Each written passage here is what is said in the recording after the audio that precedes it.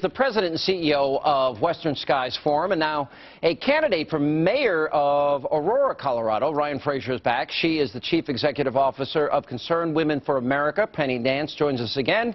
He, a Fox News legal analyst, and I'm trying to convert him. He's still a Democrat. Peter Johnson Jr. is here. All right, we got the stock market roller coaster, Dow plunging. We got the downgrade. I've been arguing, I think we have hit a tipping point where, I think people on the periphery were giving President Obama the benefit of the doubt. This seems to be the point where I don't know how he's going to have a very difficult time recovering. Well, there is a tipping point, and I think the tipping point is that there's a perception that it's a one-term presidency. And you read Maureen Dowd, the New York Times today, a big proponent of the president, saying the president hasn't led, and we don't feel like we're being led in this country. So center, right, left, there's absolute disappointment in where we are in this country, and a lot of fingers are pointing at the president. And in a calm way, they're saying, we gave him a shot, we gave him a chance. It's not working out. And a lot of people ignored, the warning signs, the background, the associations, the lack of leadership and experience. Right. What's interesting to me, I think the most telling number, all right, Sean Hannity's a conservative. Independents are leaving him in droves. And even a third of Democrats want him challenged now. Well, because they suddenly understand how their government affects their lives and that elections have consequences. I just talked to the owner of the salon I go to in Virginia. She's a small business owner, under 20 employees, and she said, look, I'm in trouble.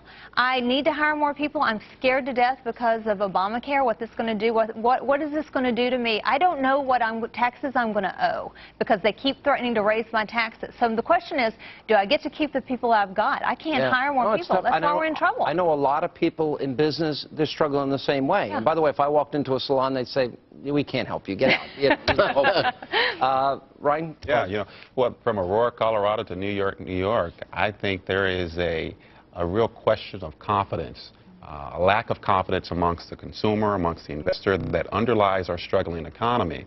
And as I've talked to folks, a lot of things I'm hearing is they want their government at all levels to live within their means, balance the budget, to take serious their long-term debt situations, and to finally provide a regulatory and tax environment of certainty. This is simple. That allows business to have the confidence to invest and spur the economy. Let me go back to these riots that we've been showing tonight on the screen here. This is in London, but you got obviously Athens and Greece, Portugal, Spain. You have even Israel now is dealing with, anytime there are austerity measures imposed because they can't sustain the growth. This seems to be, over time, almost the guaranteed result.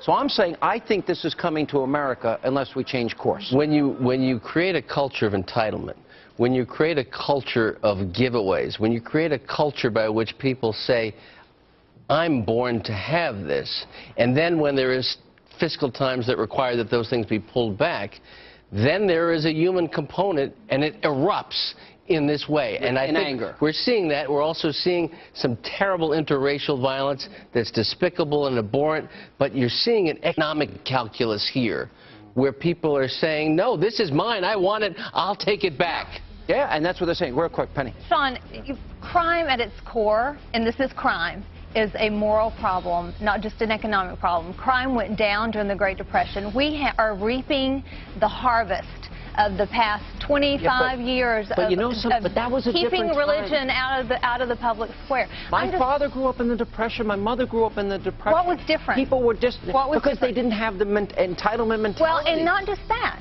We were more of a religious people at that time. No, I think that there's been a decline in values. There's Absolutely. No doubt about it. All right, we're going to come back. We'll continue more of the Great American Panel coming up right after the break. You ready?